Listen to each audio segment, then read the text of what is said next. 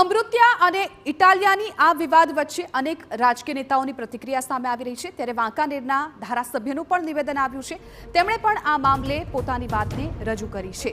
રાજકીય લડાઈ વચ્ચે જીતુ સોમાણીની આ મોટી જાહેરાત, જો ઇટાલિયા મોરબીથી જીતશે તો હું વાંકાનેરથી રાજીનામું આપીશ। ઇટાલિયાને મોરબીથી ચૂંટણી લડવા જીતુ સોમાણીની ચેલેન્જ, મોરે મોરો કરવા હિંમતની જરૂર પડે તેવું જીતુ સોમાણીએ કહ્યું। તો અત્યારે ગોપાલ ઇટાલિયા અને કાંતિ અમૃત્યા વચ્ચે જે રાજકીય વિવાદ શરૂ થયો છે રાજીનામાને લઈને, તેમાં એક બાદ એક રાજકીય નેતાઓની પ્રતિક્રિયા સામે આવી રહી છે। ત્યારે વાંકાનેરના ધારાસભ્ય જીતુ સોમાણીની પણ આમાં એન્ટ્રી થઈ છે। તેમણે પણ એક મોટી જાહેરાત કરી છે।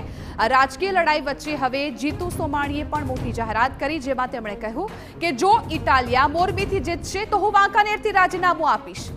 ઇટાલિયાને મોરબીથી ચૂંટણી લડવા જીતુ સોમાણીની ચેલેન્જ।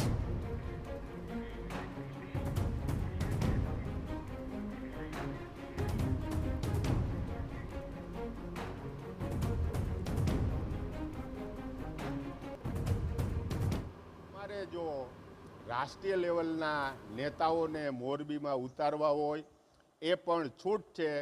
અમે મોરબી જિલ્લાના કાર્યકર્તાઓ આ ચૂંટણી લડવા માટે સક્ષમ છીએ અને એ જીતી બતાડશું।